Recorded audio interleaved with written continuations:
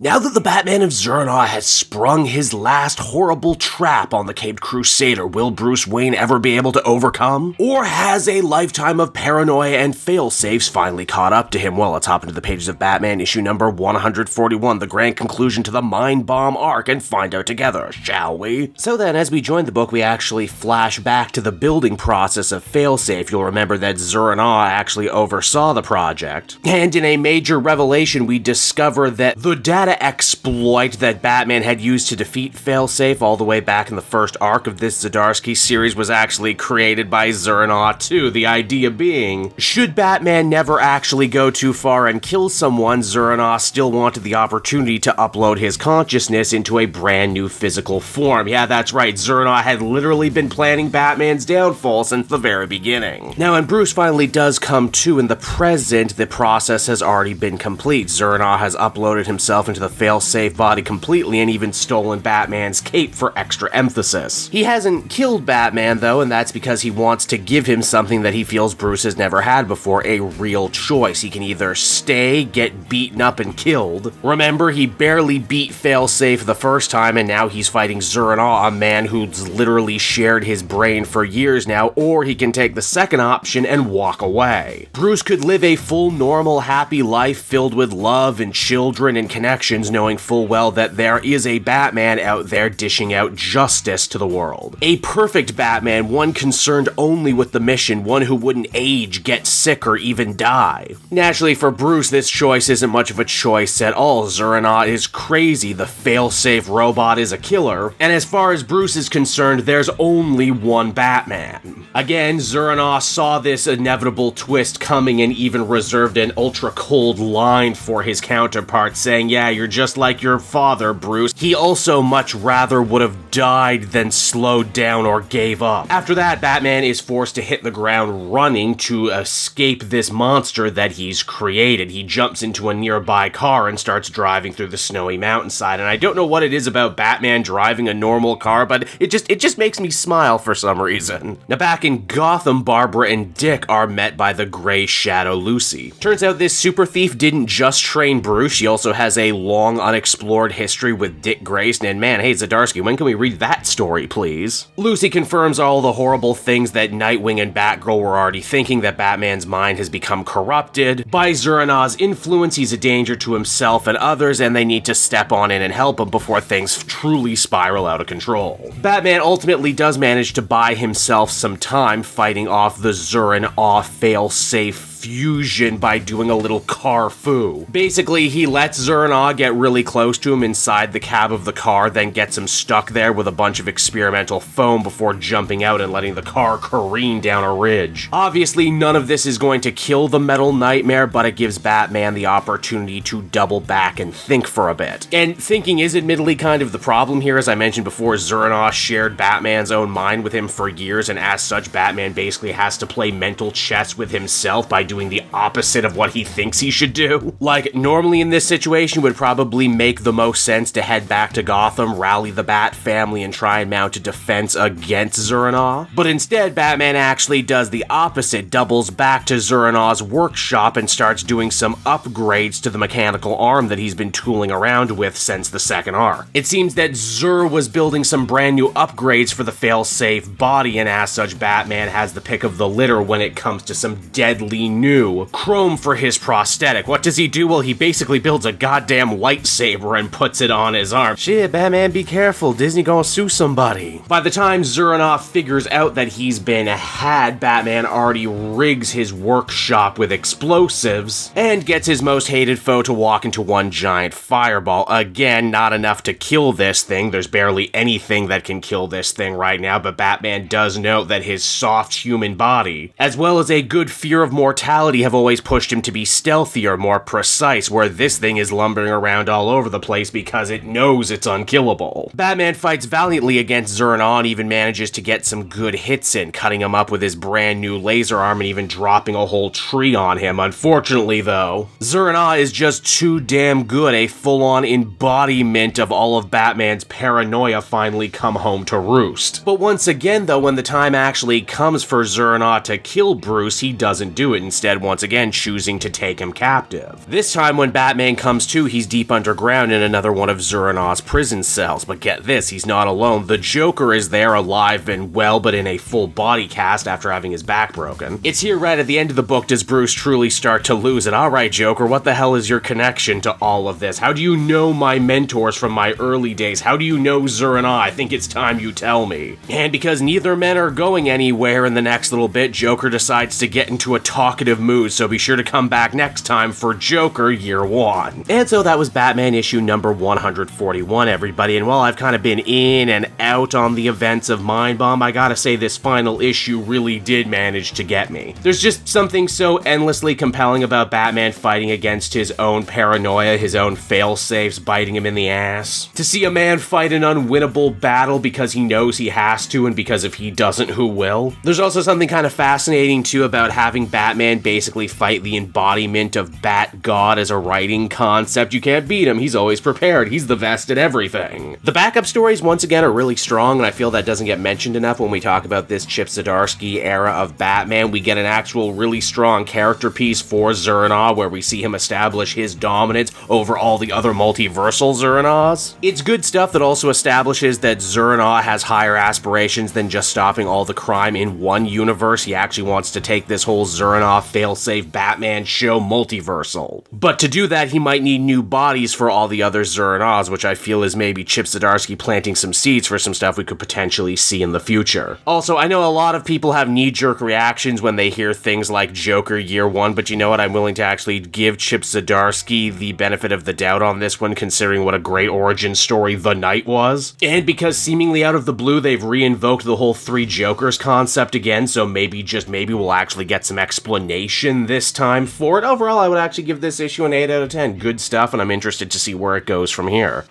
Hey there everyone, it's your pal Cape Joel again, and if you're seeing my face right now, that means you watched to the end of the video, and I'll always be grateful for that. Retention helps in this crazy YouTube game, and so does becoming a patron. If you head on down to the description, you can find a link to my Patreon page. Recently just redid all the tiers, a lot of cool stuff offering up there, exclusive commentaries, exclusive polls, behind the scenes concept art for Capes and Quest, that's the brand new D&D show I've started soon. Never been a better time to become a patron. You can become a patron for as little as $1 a month and help the channel grow and, you know, help me continue to deliver content like what you just saw. So I want to thank you all, and I will see you again next time. Bye-bye.